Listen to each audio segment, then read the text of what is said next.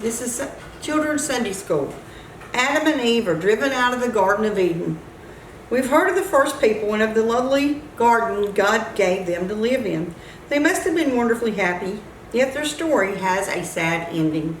We do not know how long they lived in that Garden of Eden. Sometimes you hear it called paradise. But they did what God had told them to do, and they talked to God just as we talk to our own friends. Because that's what God wanted. That's why He made the world. That's why He made Adam and Eve. He wanted somebody to have a relationship with. Maybe he was lonely, and that was His way of having somebody to communicate with. There was nothing ugly or wrong in their lives, and most of all, they remembered what God had said about the fruit of the tree of knowledge of good and evil. Then one day, a terrible thing happened. The serpent came to Eve. She was near to the forbidden tree and he put into her mind the idea that it could really do no harm if she tasted the fruit of the tree. Here comes the serpent. Here comes that old snake. Eve, it's okay if you eat of that tree. Go ahead, taste it. You'll be okay. And Eve was shocked. And she told the old snake, the old serpent, once that God had forbidden it. But that did not stop the serpent. He said something even worse. He hinted that God had told them they could not eat this fruit because God wanted to keep the best things away from them. He said that it was only because God did not want them to be as He was, able to know good and evil. But that was a lie. The snake lied.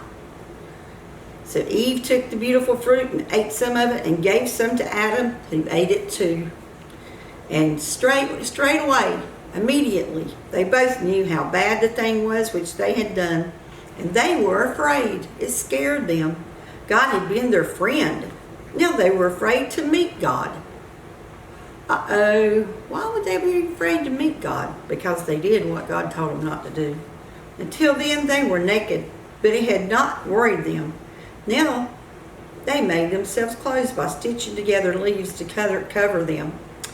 Until that time, until that snake tempted Eve and told her to eat of that tree, her and Adam, neither one had any clothes on. They didn't have to have clothes because they had not sinned against God. They had listened to Him and obeyed Him. And then, when evening came and the cool evening breezes blew, they heard the voice of God quickly and they hid themselves among the trees. But it was no use. God called again, Adam, where are you? And Adam had to answer. He said, I heard your voice in the garden and I was afraid because I was naked and I hid away. God answered, who told you that you were naked? Have you eaten the fruit I told you not to eat of? Then, in his fear and shame, Adam tried to put the blame on Eve. You know that woman you gave me? Well, she gave me the fruit and I ate it.